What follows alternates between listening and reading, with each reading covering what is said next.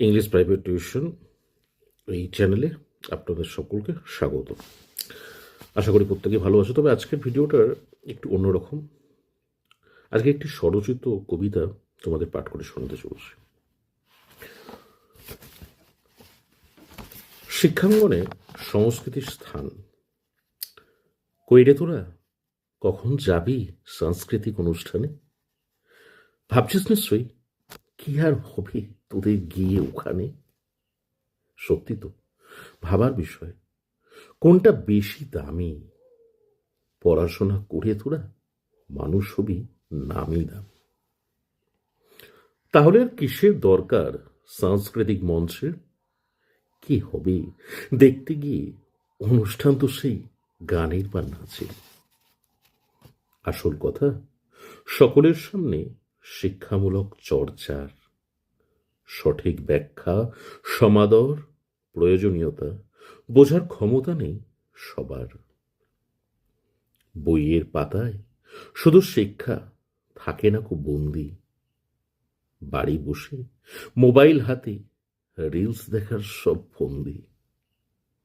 তোরা কবে বুঝবি আজ এই মোবাইল ধ্বংস করছে তোদের?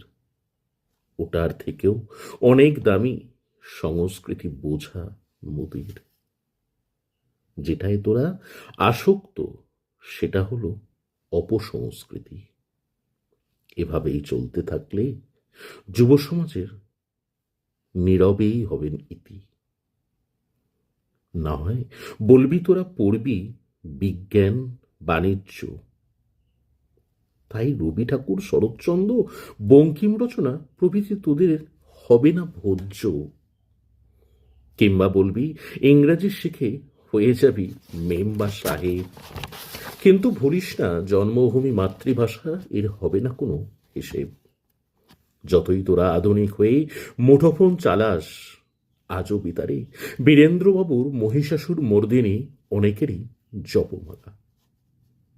কোমর হয়তো নেচে ওঠে ওই আম্মা গানের তালে, কিন্তু হৃদয়ের শান্তি আজও রবীন্দ্র নজরুলে। সময়ের সাথে পরিবর্তনের প্রয়োজন বটে।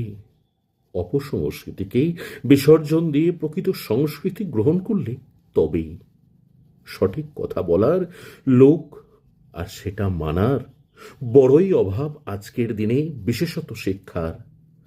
যে কোনো সংস্কৃতি আমাদের শিক্ষা প্রদান করে।